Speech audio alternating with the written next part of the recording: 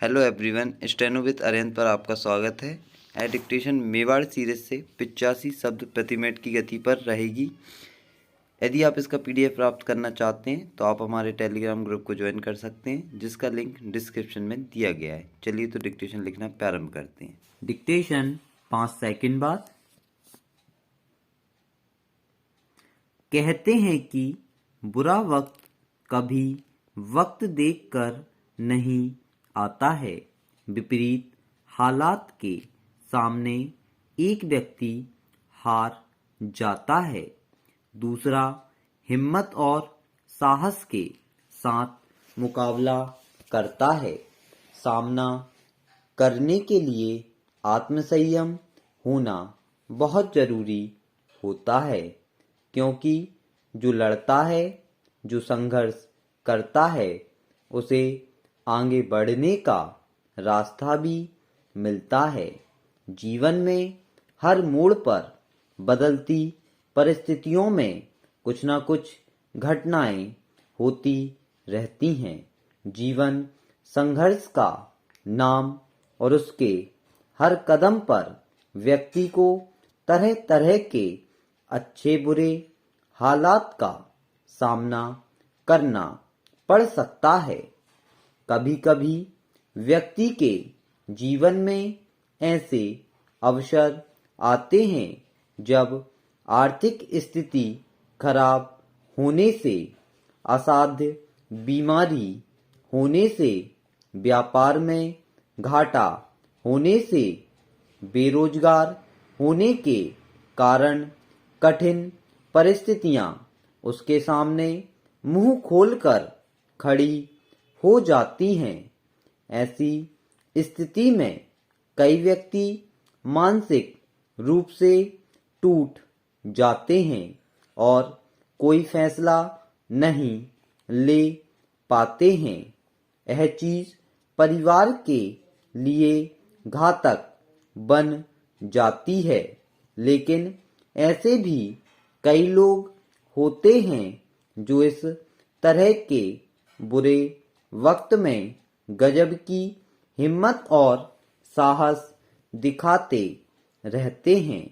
वे हार नहीं मानते और इन परिस्थितियों से लड़ते रहते हैं। परिवार को भी इसके लिए प्रेरित करते रहते हैं। वह बड़े शहर के रहने वाले हैं और परिवार भी समृद्ध है। पिता बड़े व्यापारी होते हैं, जिनका नाम पूरे शहर में मशहूर होता है।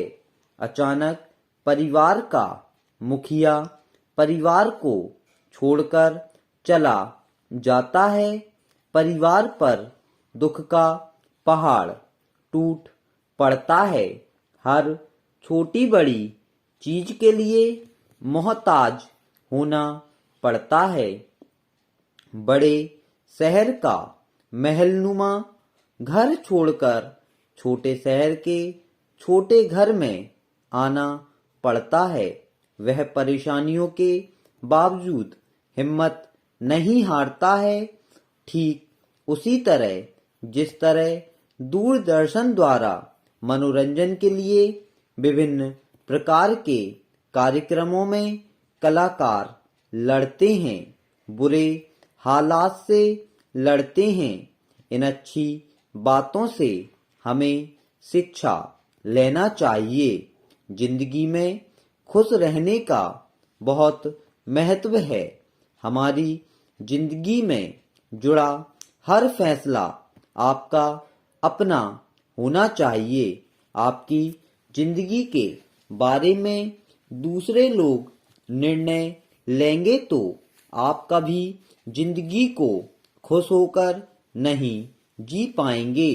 जिंदगी में आगे बढ़ने के लिए खुश रहना बेहद जरूरी है। वह चाहे नौकरी पेशा आदमी हो, मजदूर आदमी हो, कामकाजी महिला हो, गृहिणी हो, घरेलू नौकर या नौकरानी हो। इसके लिए बहुत जरूरी है कि खुद की छोटी मोटी सफलता और बेहतरी के लिए लक्ष्य बनाकर लक्ष्य को पाने का प्रयास करें। अपनी छोटी छोटी कामयाबी से आपको बेहद खुशी मिलेगी।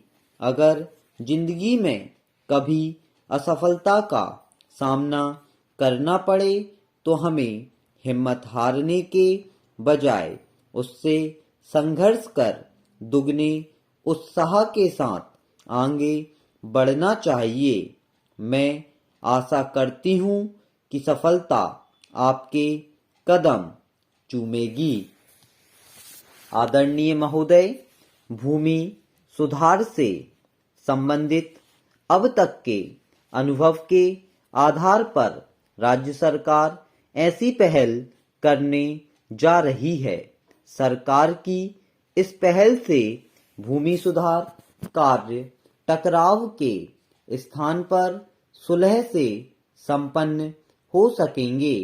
इससे इनकार नहीं किया जा सकता कि इस कार्यशाला के माध्यम से गुण दोष के आधार पर कृषि उत्पादन बढ़ाया जा सकता है।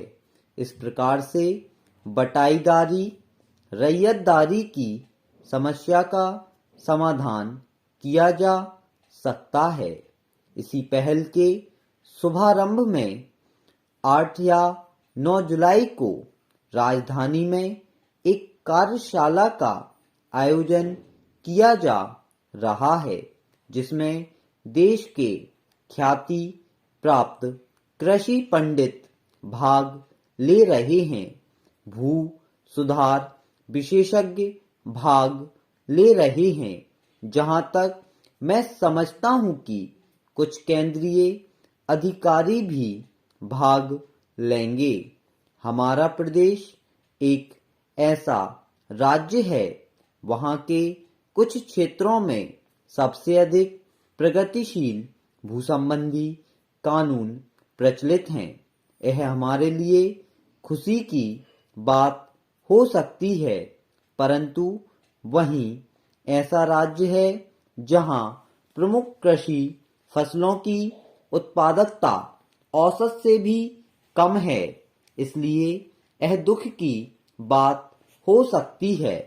इस कानून के जरिए प्रदेश में खेती बाड़ी की स्थिति की जमीन से जुड़ी वास्तविकताओं को सुधारा जा सकता है, जिससे इस क्षेत्र में कृषि उत्पादकता बढ़ाने के लिए प्रोत्साहन दिया जा सके। किन उपायों में खेती बाड़ी से जुड़े कार्यों में लगे विभिन्न लोगों को किस तरह ज्यादा से ज्यादा आर्थिक लाभ देना चाहिए।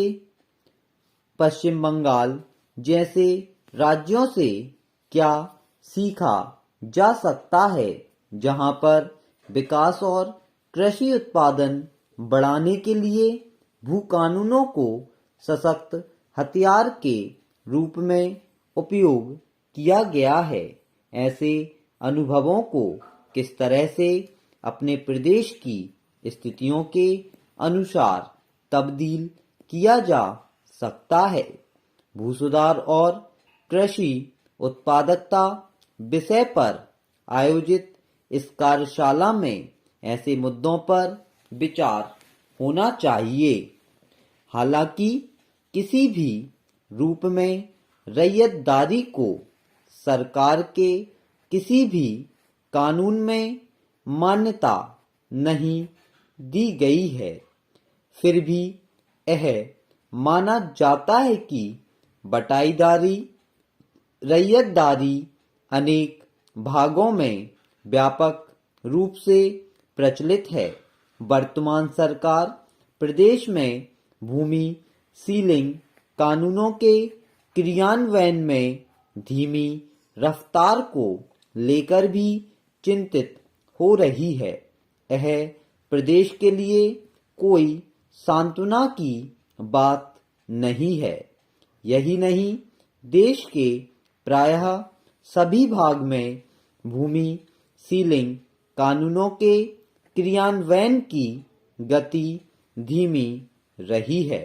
मुख्यमंत्री ने पश्चिम बंगाल में क्रियान्वित बरगा अभियान के अध्ययन के लिए हाल ही में पहल कर चुके हैं, जिसका उद्देश्य यह पता लगाना था कि इससे हमारा प्रदेश क्या सबक ले सकता है। भारत सरकार ने भी हाल में अनुशंसा की है कि पश्चिम बंगाल में चलाए गए बरगा अभियान की तर्ज पर छद्म रैयतदारी का पता लगाने के लिए मुहिम चलाई जाए। स्टॉप। यदि आपको वीडियो पसंद आती है वीडियो को लाइक ज़रूर करें। Thank you.